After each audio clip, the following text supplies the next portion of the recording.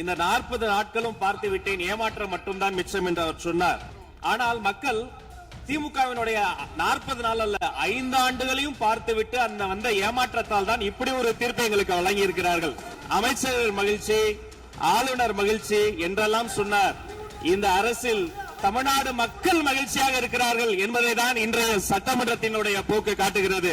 பள்ளி மாணவர்கள், ஒரு கல்வித்துறை அமைச்சர் நான், பள்ளி மாணவர்களினுடைய புத்தக பையிலே அன்றைய முதல்வர் ஸ்டாலின் படத்தை நாங்கள் போடவே இல்லையே என்று பெருமையாக சொன்னார். அப்புறம் ஏன் சார் லேப்டாப்ல மட்டும் அந்த படத்தை போட்டீங்க? நீங்க லேப்டாப்பில் போட்ட படத்தை எங்கள் மாணவர்கள் திண்ணர் வைத்து அழித்து விட்ட காட்சிகளும் சமூக வலைதளத்தில் பார்த்து கொண்டுதான் இருக்கிறோம். முத்தமிழறிஞர் டாக்டர் கலைஞரினுடைய வசனத்தையே சொல்கிறேன். நாங்கள் கோயில் கூடாது என்று சொல்லவில்லை, கோயில் கொடியவர்களின் கூடாரமாக மாறிவிடக் கூடாது என்றுதான் சொல்லுகிறோம். தூய்மை தொழிலாளர்களை இன்றே பார்த்து விட்டதாக முன்னாள் முதல்வர் பார்த்து விட்டதாக சொல்கிறார்கள். எங்கள் கேள்வியே அதுதான். 10 நாட்கள் ஒரு வாய் சாப்பிடாமல் உண்ணாநோம்பு இருந்த போது நானும் எனது சகோதரர்கள் அண்ணன் ஆனந்தும் மாதவம் போய் பார்த்தோமே.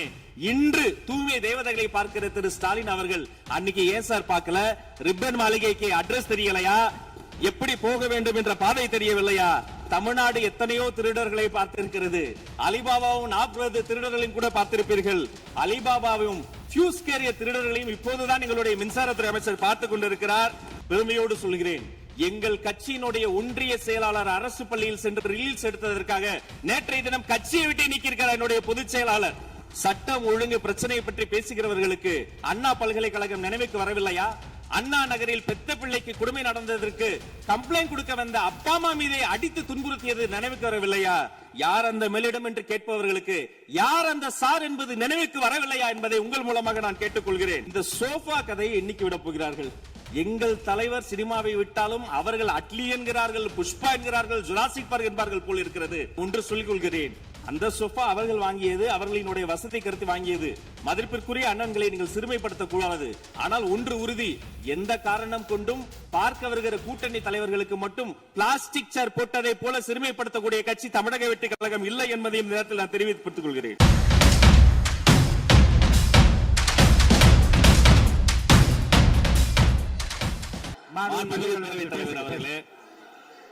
ஒரு செய்தி விளம்பரத்துறை அமைச்சர் என்ற முறையில் இந்த மாமன்றத்தில் மதிப்பிற்குரிய எதிர்க்கட்சி தலைவர் அவர்கள் சொன்ன சில செய்திகளுக்கு சில வரி விளக்கங்களை உங்கள் மூலமாக வழங்க விரும்புகிறேன். தன்னுடைய பேச்சிலே மாண்புமிகு எதிர்க்கட்சி தலைவர் அவர்கள் சில விளக்கங்களை ஆக்கப்பூர்வமாக ஆதாரத்தோடு கூறியிருந்தால் அதை குறிப்பெடுத்து அதன்படி இந்த தமிழ்நாடு அரசு தன்னுடைய திசைவழி போக்கை சரியான முறையில் செலுத்திக் கொள்ள தயாராக தான் இருக்கிறது. நான் முதல்வன் திட்டத்தை முடக்குவதற்கோ மாற்றுவதற்கோ எங்களுக்கு எந்த திட்டமும் இல்லை. ஆனால் சில விஷயங்களை தெளிவுபடுத்த வேண்டும். 40 நாள் விரதம் முடிப்பது போல 40 நாட்கள் ஆட்சியை இந்த தாவேக அரசு நிறைவு செய்திருக்கிறது. இந்த 40 நாட்களும் பார்த்து விட்டேன், ஏமாற்றம் மட்டும்தான் மிச்சம் என்று அவர் சொன்னார். ஆனால் மக்கள் திமுகவினுடைய 40 நாள் அல்ல 5 ஆண்டுகளையும் பார்த்துவிட்டு அந்த வந்த ஏமாற்றத்தால் தான் இப்படி ஒரு தீர்ப்பை எங்களுக்கு வழங்கி இருக்கிறார்கள். ஆளுநர் மகிழ்ச்சி, அமைச்சர்கள் மகிழ்ச்சி, ஆளுநர் மகிழ்ச்சி என்றெல்லாம் சொன்னார். இந்த அரசில் தமிழ்நாடு மக்கள் மகிழ்ச்சியாக இருக்கிறார்கள் என்பதை தான் இன்றைய சட்டமன்றத்தினுடைய போக்கு காட்டுகிறது. நான் முதல்வன் திட்டத்தை பொறுத்தவரை தமிழ்நாடு முழுக்க இருக்கக்கூடியவர்களை நான் முதல்வன் என சொல்ல வைத்துவிட்டு ஒரே ஒரு குடும்பத்தில் மட்டும் முதல்வர்கள் வந்து கொண்டிருக்கின்ற போக்கை மாற்றுவதற்காக தான் இப்படி ஒரு சட்டமன்றம் அமைந்திருக்கிறது. தமிழ்நாடு வரலாற்றில் முதல் முறை முதலமைச்சர் மட்டுமல்ல, மாண்புமிகு சி ஜோசப் விஜய் அவர்கள் முதல் முறையிலேயே முதலமைச்சராக இருக்கிறார். அவருக்கு பிறந்தநாள் வாழ்த்துக்களையும் சொல்லிக் கொண்டு, நிதி ஆயோக் கூட்டத்தில் மாண்புமிகு முதல்வர் சொன்னதெல்லாம் 40 நாட்கள் நீங்கள் செய்திருக்க முடியாது, அது திமுக தான் காரணம் என்று சொன்னார்கள். நானும் அதை தான் சொல்கிறேன். இன்று அவர் சொன்ன சட்டம் ஒழுங்கு, போதை பொருள் எல்லா பிரச்சனைக்கும் 5 ஆண்டு காலமாக அவர்கள் செய்த திமுக ஆட்சி தான் காரணமாக இருக்க முடியும் என்பதையும் சுட்டிக்காட்டிக் கொள்கிறேன். பள்ளி மாணவர்கள், ஒரு கல்வித்துறை அமைச்சர் நான், பள்ளி மாணவர்களினுடைய புத்தக பையிலே அன்றைய முதல்வர் ஸ்டாலின் படத்தை நாங்கள் போடவே இல்லையே என்று பெருமையாக சொன்னார். அப்புறம் ஏன் சார் லேப்டாப்ல மட்டும் அந்த படத்தை போட்டீங்க? நீங்க லேப்டாப்பில் போட்ட படத்தை எங்கள் மாணவர்கள் திண்ணர் வைத்து அழித்து விட்ட காட்சிகளும் சமூக வலைதளத்தில் பார்த்து கொண்டுதான் இருக்கிறோம். ஒரு வரியில் சொல்லுகிறேன், கோயில் பிரச்சனையை முத்தமிழறிஞர் டாக்டர் கலைஞரினுடைய வசனத்தையே சொல்கிறேன். நாங்கள் கோயில் கூடாது என்று சொல்லவில்லை, கோயில் கொடியவர்களின் கூடாரமாக மாறிவிடக் கூடாது என்றுதான் சொல்லுகிறோம். தூய்மை தொழிலாளர்களை இன்றே பார்த்து விட்டதாக முன்னாள் முதல்வர் பார்த்து விட்டதாக சொல்கிறார்கள். எங்கள் கேள்வியே அதுதான். 10 நாட்கள் ஒரு வாய் சாப்பிடாமல் உண்ணாணும் இருந்த போது நானும் எனது சகோதரர்கள் அண்ணன் ஆனந்தும் மாதவம் போய் பார்த்தோமே. இன்று தூய்மை தேவதைகளை பார்க்கிற திரு ஸ்டாலின் அவர்கள் அன்னைக்கு ஏன் சார் பார்க்கல? ரிப்பன் மாளிகைக்கு அட்ரஸ் தெரியலையா? எப்படி போக வேண்டும் என்ற பாதை தெரியவில்லையா?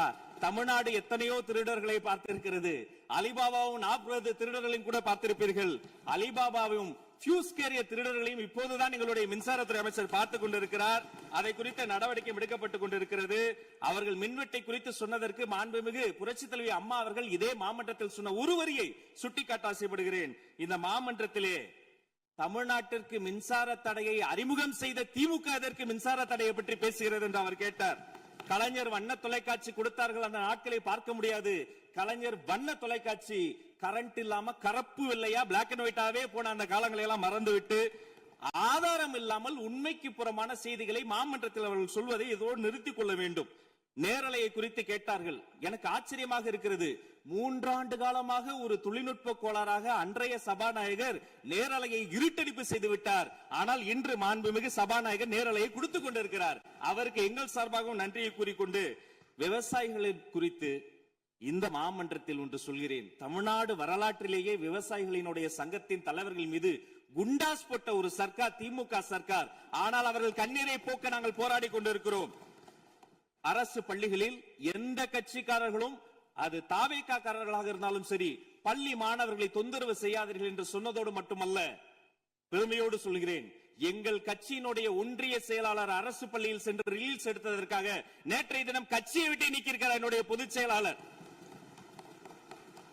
சட்டம் ஒழுங்கு பிரச்சனையை பற்றி பேசுகிறவர்களுக்கு அண்ணா பல்கலைக்கழகம் நினைவுக்கு வரவில்லையா?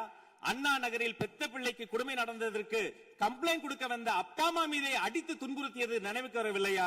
யார் அந்த மேலிடம் என்று கேட்பவர்களுக்கு யார் அந்த சார் என்பது நினைவுக்கு வரவில்லையா என்பதை உங்கள் மூலமாக நான் கேட்டுக்கொள்கிறேன். இடையில் ஆங்கிலத்தில் ஒரு விஷயம் சொன்னார், to remain silent. I want to quote Walter. I may not agree with what you are saying, but I am ready to give my life to defend your right to say it.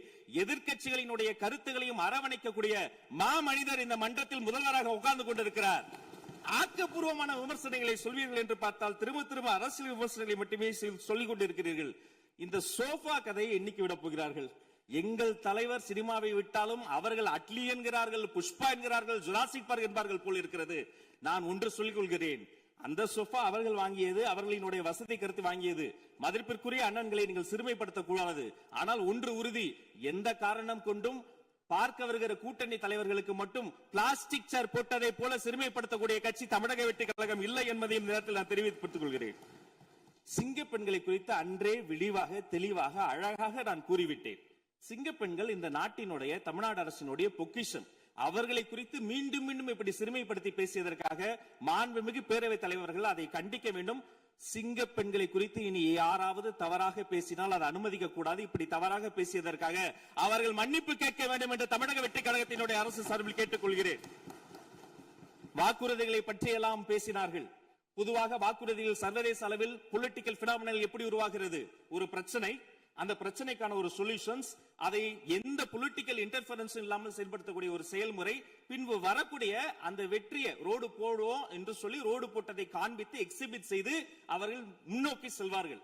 ஆனா இங்க பொறுத்த வரைக்கும் நாம தமிழ்நாட்டில் இதுவரைக்கும் ஆண்டவர்கள் பிரச்சனையை identify பண்ணி சொல்லவே மாட்டாங்க. ஏன் தெரியுமா? அந்த பிரச்சனையே அவங்கதான், அவங்களே அவங்களை ஐடென்டிஃபை பண்ணி எப்படி சொல்ல முடியும்? சரி, அதுக்கு பாசிபிள் சொல்யூஷன் சொல்லி பொலிட்டிக்கல் இன்டர்ஃபரன்ஸ் இல்லாம அதை செயல்படுத்த முடியுமா? ஒரு முனிசிபல் கவுன்சிலர் தொடங்கி மாண்புமிகு அமைச்சரினுடைய வீட்டில் இருக்கிறவர்கள் வரைக்கும் கமிஷன் மீது கமிஷன் அடித்து அந்த ப்ராஜெக்டே முடியாது. கடைசியில் எதை விளம்பரம் செய்வது? அந்த திட்டத்தினுடைய வெற்றியையா? எதை விளம்பரம் செய்வது என்றே தெரியாமல் தங்கள் தலைவரை, அதுவும் ஒரு குடும்பத்தை மட்டுமே வெறித்தனமாக விளம்பரம் செய்து செய்தி விளம்பரத்துறையின் கஜானாவை துடைத்து வைத்து சென்றிருக்கிறார்கள் என்பதையும் இந்த மாவட்டத்துக்கு தெரியப்படுத்த நான் கடமைப்பட்டிருக்கிறேன். இன்னும் ஒவ்வொரு வரியிலும் ஆக்கப்பூர்வமாக அறிவியல் பூர்வமாக எதையாவது சொல்வார்களும் நான் தேடி தேடி பார்த்தேன். அவராக 40 நாட்கள் தேடி பார்த்து ஏமாற்றம் அடைந்தார். நான் 40 நிமிடத்திலேயே ஏமாற்றம் அடைந்து விட்டேன். இதை சொல்ல வேண்டும் என்று சொன்னால் ஒரு நகைச்சுவை காட்சியில் சொல்வதை போல அதுல ஒண்ணுமே இல்ல, கீழே போட்டுருங்க. நன்றி சட்டப்பேரவை தலைவர் அவர்களே.